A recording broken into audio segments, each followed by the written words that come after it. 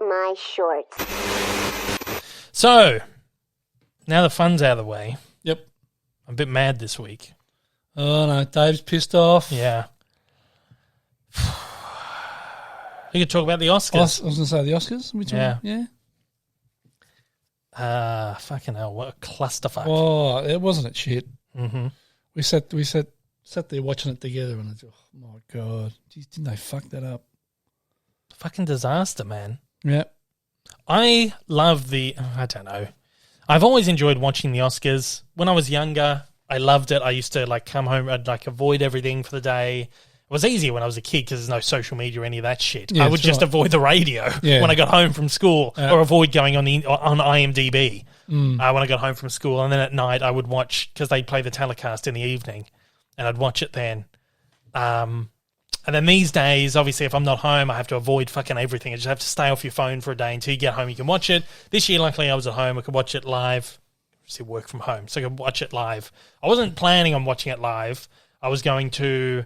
because I've got my TV on my desk in my study, so I can stream stuff to the television or the monitor. So I streamed straight to that, and I was going to have that playing sort of on the side while I was doing work, kind of like what I did with the Golden Globes this year. Mm-hmm. But I sat on the couch, I thought I'll watch the beginning and then I'll kind of go and whatever. I just got stuck on the couch the whole day, watching the whole 3 hours of it. Watching Tripe on the couch for 3 hours. I'm not a huge fan of the Oscars anymore. Because I always feel like 90% of the time, the movies that have this Oscar buzz, I just don't enjoy. They're always really pretentious, Oscar baity kind of movies, and they're just not the kind of things that me or you are particularly into. And 90% of the time... Tree of Life, 90% of the time we'll watch a movie and be like, I get what all the fuss is about. So the last few years I've soured over the Oscars, but you look back the 90s, the early 2000s, movies like fucking Gladiator and Braveheart and The Lord of the Rings and The Departed and all these great movies are always up for awards. Yeah. I feel like the Academy has moved away from that kind of, maybe cinema's moved away from that kind of thing as well. It's more kind of celebrating like the big pomp and pretentious films and shit like that. So my relationship with the Oscars is a bit like this, but it's still the big... And they lobby for the shit too, don't they? They do lobby, yeah. But that's how it's always worked. Yeah. The studios lobby for their awards. So if you're just a guy who's made like a really great independent film, it could be the best movie of the year. If you haven't lobbied for that, you're not going to get a nomination. Yeah. And they throw millions of dollars into that. Like they could spend the budget of the film on the Oscar on the Oscar campaign, publish print ads in like Variety and a Hollywood Reporter and big fucking billboards, and they'll send for your consideration things around to everyone, and they just spend a shitload of money just trying to get whatever. So anyway, it's still the big movie day of the year, and I still watch it, and I still kind of get a little involved. I never do any of like the prediction shit or any of that, because half the time I've only watched like 30% of the movies going into it, and it's just one of those things I'm happy to watch. I'm happy to watch as fucking Brad Pitt prances around on the stage, or, watch Natalie Portman sitting in the audience, and just the whole the glitz and glamour of it all. I enjoy that aspect of it. Sometimes I'll watch more recent years I haven't been watching the red carpet, but I used to watch the red carpet and then the whole thing. Anyway, so this year it started really well because of the pandemic and everything. They didn't do it in the big theater on Hollywood Boulevard. They did it at the train station. Yeah, that's right. One of the train stations in LA, and like a ballroom. Really gorgeous venue, and they had like tables set up. It was almost like a dinner party. Yeah, it was like a dinner thing, except people weren't actually having dinner. Yeah, they were rotating guests out all night. Yeah. So depending on whether you were relevant to that section or that award that was coming out, you would get filtered in. The big people, like the people up for like the actress awards and the actor awards and the directing and the best picture and stuff, they were there, I believe, the whole time. But everyone else was kind of just moved in and out all night as they were needed. But it was really well set up. They got straight into it. There was no host again this year because 2 years ago, they've always struggled with the host, and the host is always shit. It's always the worst part. Unless it's Ricky Gervais. Well, yeah, exactly right. Yeah. So the last 2 years they've done this thing where they do... Well, last year they had rotating hosts. But this year they kind of did that, but it was more so just people would come out and just do the awards without the host stuff. I thought it was good.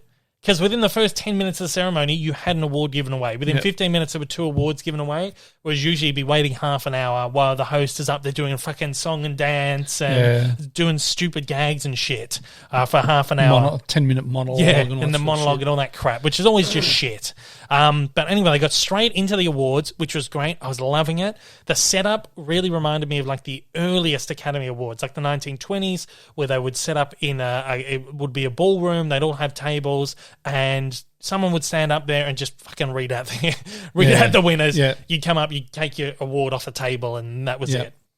So it really reminded me of that. Felt really classic Hollywood. I even tweeted out where I was like, man, they should do the Oscars like this every single year because this is so good. It's so efficient. You cut all the bullshit out of it. You get straight into the awards. It's about the awards. It's about the people, and the speeches were allowed to run longer. I noticed that too. Yeah, because instead of getting the 2 minutes that they get before, a minute and a half, because they cut out all the bullshit, people are actually able to go out there and give a proper speech, which I thought was fantastic. I was thinking, this is great. But they weren't getting played off. They weren't, Questlove there was the DJ instead of an orchestra. I just thought the whole thing was really good. Then it took a fucking turn with about 40 minutes left to go, where all of a sudden it was almost like they were like, shit. Kingdom the Crystal Skull sort of turn. Yeah. It's almost like they went, fucking hell, we've got an hour left. We've cut all the comedy bits, we've cut all this, because they didn't have music performances either. They were all done beforehand. There was like a music show they did before. It didn't air here. But because whenever they have like the best song category, throughout the night they will have the artist come out and perform the song. So throughout the night, all the songs will get a performance. They did that like as a pre-show this year. So it's almost like they went, fucking hell, we've cut everything out and now we've got like an hour left. What can we do? They played a game. Oh, yeah, wasn't shit. And I don't know, I'm sure this was pre-planned, but it was so shit that it felt like they went, fuck, we need something here. Questlove, just make up a game, pull out some music and play something. What they did was like this, it was like a Questlove, they brought out Lil Ray Howery, who's a comedic actor, and he came out and he and Questlove did like this little game which was like... guess whether the tune that Questlove is playing is won the Academy Award or was just nominated for Academy Award or wasn't nominated, or whatever the fuck the game was. So they went around to people in the crowd and asked if they'd play a song. So like he'd play Purple Rain, and then Lil Ray Howery would go and ask someone whether they thought won an award. It was just crap. Yeah. Just a crap game. Just shit. And just the comedy of it all, it just brought back all that really shitty Oscars, Academy Awards, ceremony shit that they had cut out prior to this moment. Yeah. It was going so well until they went, fuck, let's bring a game into this. They must have spent 10 or 15 minutes on this game. Oh, yeah, easy. It was easy 10 minutes. It just went on and on. And I'm talking to people like, what the fuck is this? I think I got up and walked out while it was on, did something else. Crap. So crap. So then wasn't good at all. So the next segment after that was the In Memoriam. Oh, that pissed me off. That really pissed me off. Do you know how long they spent on the In Memoriam? I know. 3 minutes. Oh, you're kidding. I should let you guess. 3 minutes. I saw it written there. Yeah. That's just bullshit. Absolute bullshit. If you didn't see this In Memoriam was played to an upbeat song. Yep. I can't remember what the song was. It was like a Stevie Wonder song or something like that, like a really upbeat kind of boppy, like jazzy kind of thing, which did not fit this In Memoriam at all, because usually you've got sort of like a heartfelt, slow and whatever. And they went through the people. Exactly. Well, it was going so quick. They'd have the image of the person up with their name. Yeah. And they have a date. Just their name, usually maybe. like the birthday. Yeah. And it was going so fast, you couldn't look at the picture of the person and read their name. Yeah. You'd read the name, you'd look at them, and it was gone. Yeah. Shit, that was quick. Yeah. Some people are on there longer than others. Go on. some people were on there longer than others, but it wasn't always like they would stop and pause for someone that was really well known. It was just really randomly done because they cut it to the music. Yes, that's right. I was going to say if you look at it, it was like it was an automated all the images were loaded up. Yeah, and it was determined how long they would be on by the beat of the music. Yeah. Because when the music was more upbeat, they were going quicker. Yeah. And when it slowed down a little bit, they were up a bit longer. Really slow. So it was disgraceful. Just awful. It was a real fucking disgrace. And all these people have spent their life in that industry and working their asses off and everything else and producing stuff for you and I and everyone else to look at, and they don't pay the due respect to them that they deserved. It was a fucking disgrace. It was awful. Absolute terrible. Disgrace. And I mean, they could have pissed that game off and actually had somebody compose some music for it and spent 10 minutes on it. Yeah. Because there were heaps of people pass away last year. And a lot of them through COVID as well. Yeah. A lot of elderly people who died through COVID, and then a lot of big stars died last year. Like a lot of the greats, the legends of the screen passed away last year as well because they're in their 80s or their 90s. Yeah, that's right. And some of these people, they didn't pause for and give you some time to acknowledge them. It's just like Diana Rigg, great actress, who was on the original Avengers series and did so many great movies and stuff. She passed away not long ago. And she was one of the ones where they just went straight through. It's like, what the hell are you doing? Yeah. They, of course, ended it with Sean Connery and Chadwick Boseman. I personally think, I don't believe there should have been any fucking order to this other than alphabetical. Exactly it should have been done alphabetically from the beginning. It should always be done that way. You don't put anyone else above anyone else. And the way they did it is like they're saying that, because he's an on-screen actor, he was more important than the person that wrote the words he speaks. Yeah. And you had people like... Which if that person wasn't... If they didn't have a good script writer...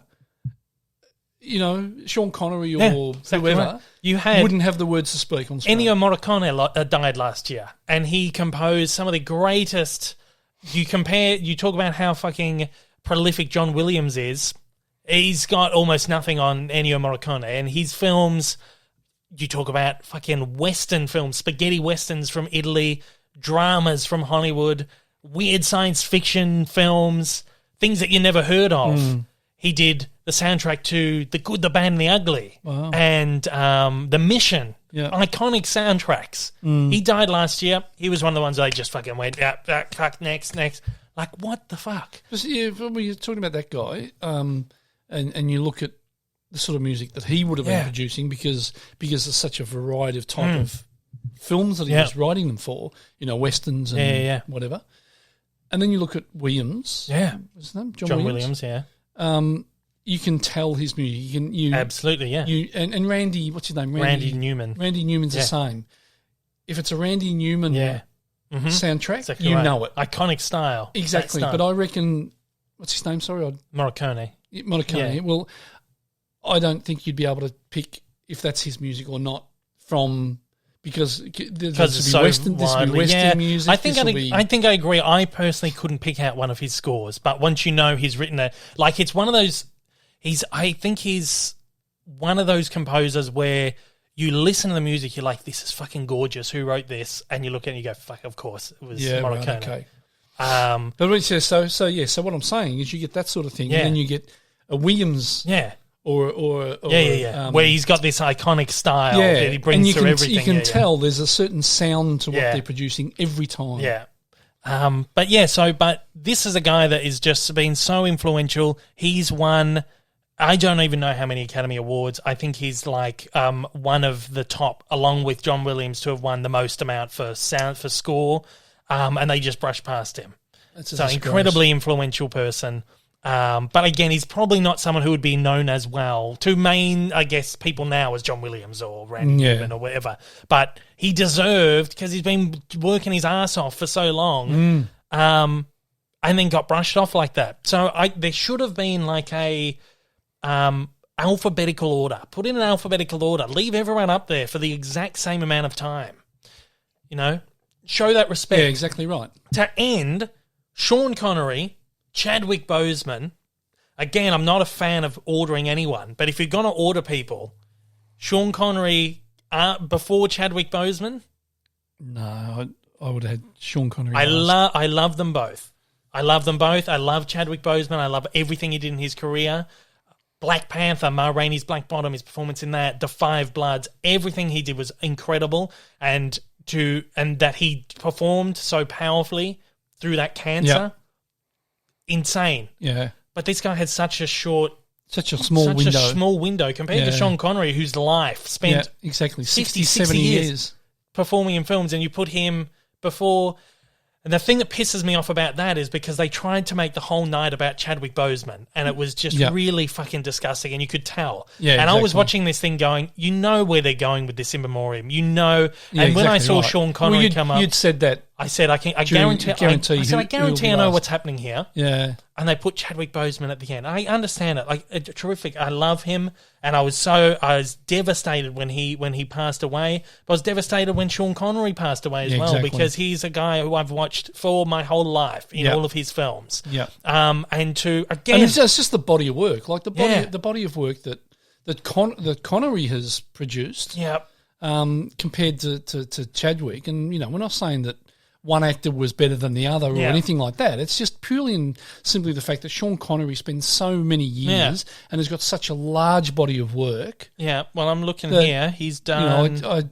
He's done 93. He did 93 films in his career. It's insane. So what I'm saying, what we're trying to get at, is the way that the Academy decided to put people over other people. Exactly right. Is just a fucking disgrace. Yeah. And the way that they tried to make this symbol out of Chadwick Boseman for the entire ceremony was fucking sickening. Yeah. And I noticed from that moment, I was like, this is not going well. Yeah. Because, fucking hell, the next thing, right? They mixed up a lot of the categories. Best Director was like the third or fourth one that they handed out, which is usually one of the last ones. It's usually like the fourth last one they do. Best Director, Best Actor, Best Actress, or Best Actress, then Best Actor, then Best Picture. Yeah. And they mixed it up. And everyone's like, they mixed it up a bit this year. It's not bad. It's pretty good. It's just a little bit fresh. But then once you realise what they were doing, when they put that the Best Picture came third last. That's right. You realise, I know where they're fucking going with this. Yeah, exactly.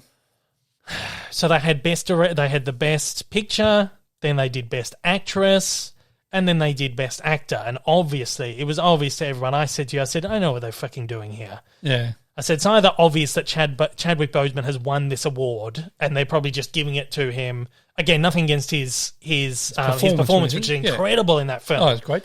To me, I feel like it's such an Oscars thing to give it to someone just because they passed away. Well, they sort of did it with Heath Ledger too. They did it exactly right Same with thing. Heath Ledger.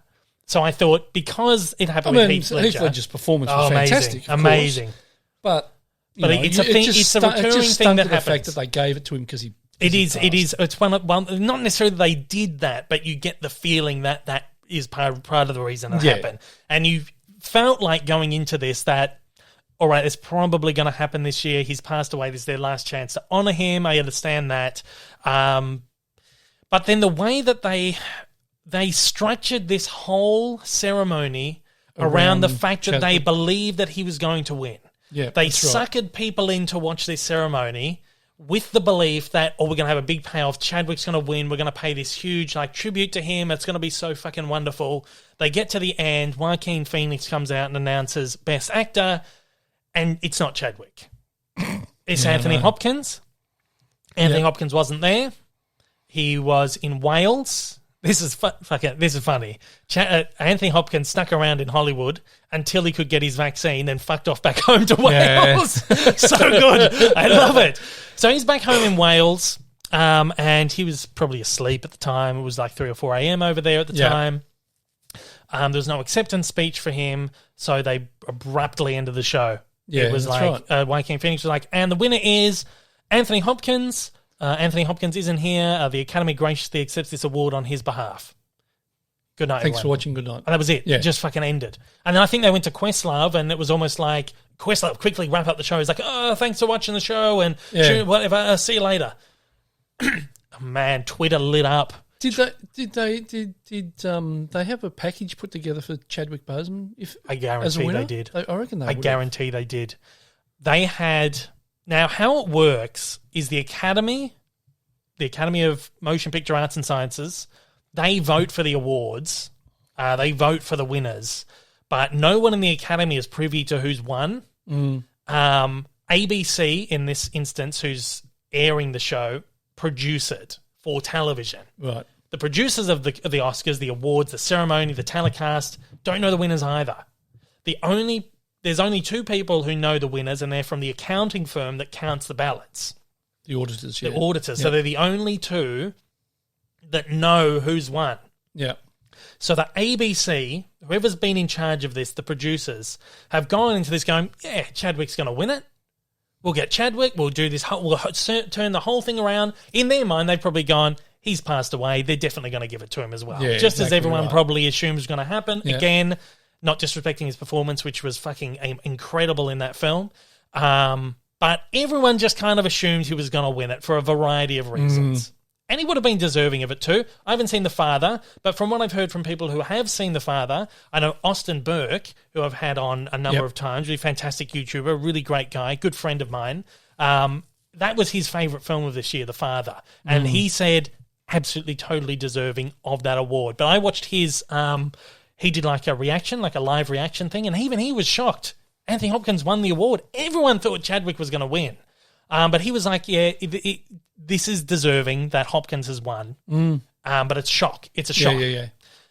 So the ABC or whoever the ABC has hired to produce this whole thing has gone into it thinking he's going to win it. Let's just turn this whole show into to a thing about Chadwick. We're going to end on best actor. Chadwick's going to win it. It's going to be like this big emotional moment, probably some sort of package that they've put together to honour his life. They had his wife there and his parents apparently were there, ready on the wings to come out and accept the award, and he wasn't there. And some people are like, how dare you bring these people out in the middle of a pandemic? Exactly right. When it's not a fucking... done it, not 100%, and they were sure of it. So the whole thing just fucking stunk, and everyone's like, "This is the dumpster fire." The whole thing, Twitter lit up all afternoon. People were just ragging on the Academy and the producers, and no one was... I think people got a little bit confused. Some people thought everyone was trying to hang it on Anthony Hopkins for winning over Chadwick and not being there and not accepting the award, but that's not what it was about. That's the whole... But didn't he ask for a spot? Didn't he I ask was for getting a to slot? that. I was getting to that. He had... Fucking hell, man. Let me find this. IndieWire reported... that Hopkins and his agents had requested a Zoom stream in the event that he won the award. IndieWire says that the three rookie Oscar show producers, Steven Soderbergh, Stacey Sher, and Glenn Collins, took advantage of the pandemic limitations to apply a fresh twist on the formula. Right? So they tried to push this real movie aesthetic. They shot with like proper movie cameras and stuff. It looked really cinematic. And to push this movie aesthetic and increase nominee attendance, no Zooms were permitted. Satellite hookups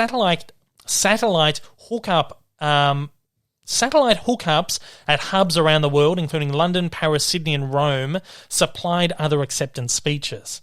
So there were people all around the world in these hubs, so they were filmed nice and cinematically, but they didn't allow any Zooms. And apparently Hopkins, the wording here is that Hopkins and his agency pleaded with them. He couldn't get to the two nearest hubs, which was, I think... one in London, wasn't it? One in London, one in Dublin or something. Yeah, Dublin and London. He couldn't get there. He's like an 80-something-year... He's like an 83-year-old man.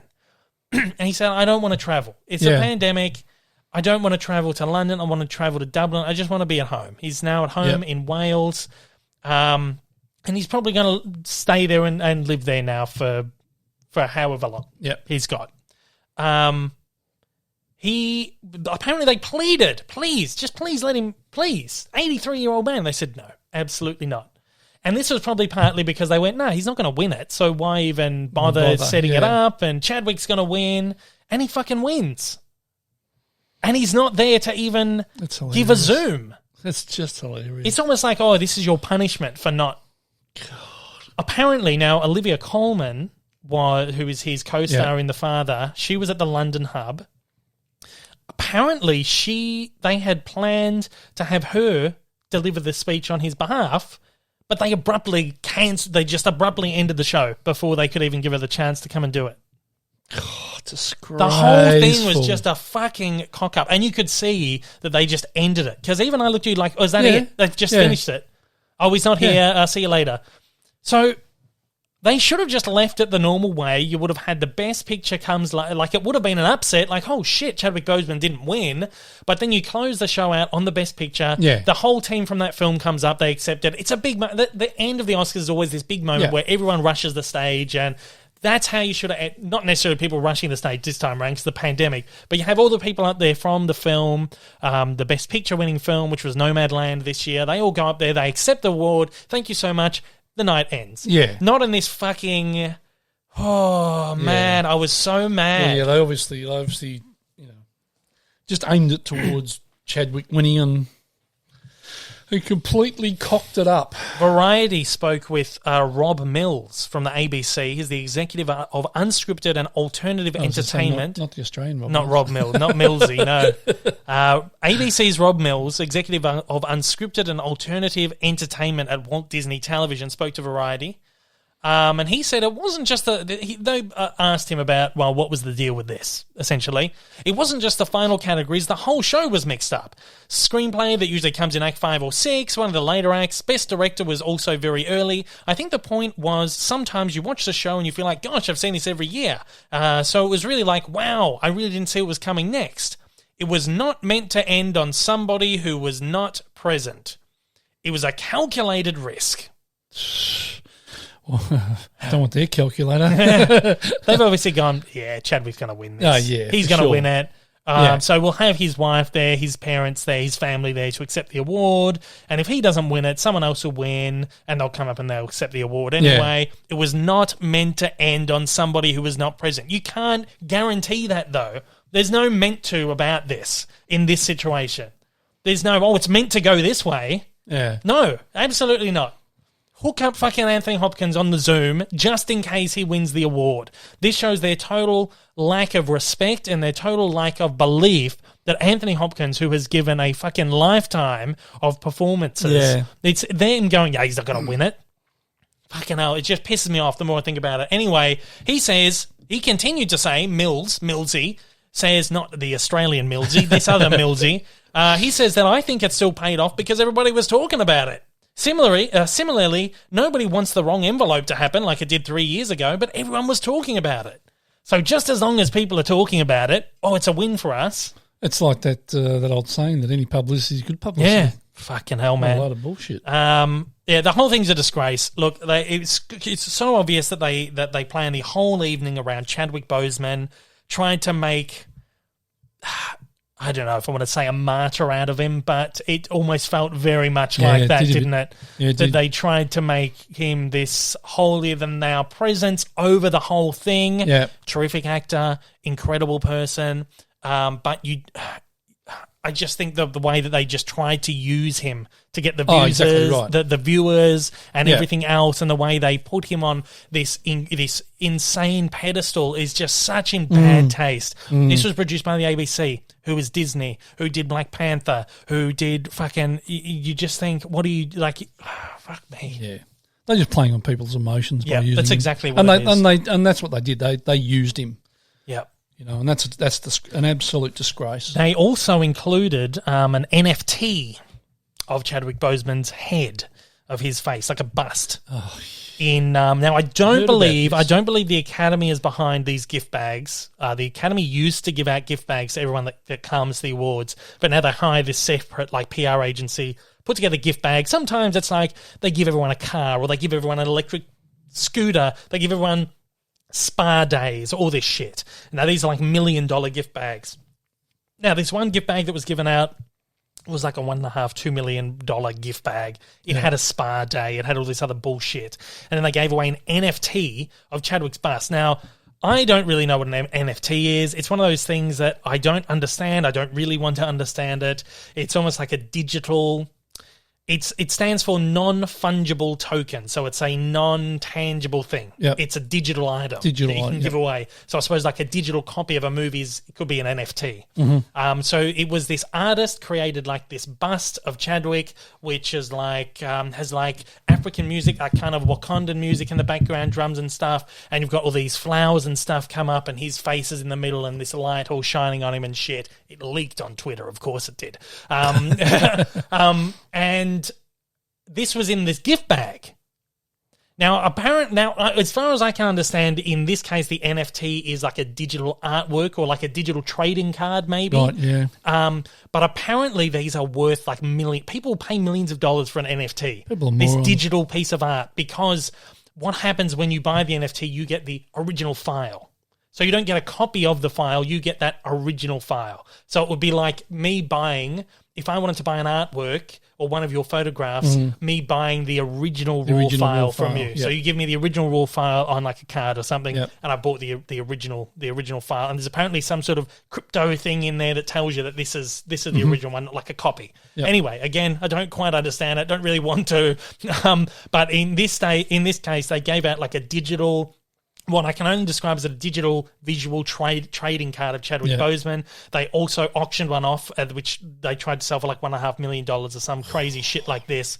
And just the whole thing just stinks. They just used him as like this figurehead, and it's just the whole thing's a fucking disgrace. The Oscars back in 2014 had 43.7 million viewers, and over the years it's steadily declined, and this year they got 9.8 million viewers. Oh, Jesus. Yeah, and I fucking guarantee you next year... Well, it's year... down from, 23.6 last year? Yeah. God. I can guarantee you next year there'll be even less than that after this cock-up. Absolute disgrace this was been. Unbelievable. And I was mad because I sat and watched it for 3 hours. 3 hours of your life. I wasn't going to watch it. I was like, I'll do my work during it. It just made me so mad. Just like, how the fuck have you done this? That I just couldn't get in the headspace to do any work. I don't think it sounds stupid. Yeah. But it was just one of those things where I'm like, I've sat here, I've watched this. They've played with me. They've played with nearly 10 million other people around the world who are watching this. And I just felt so fucking just sick.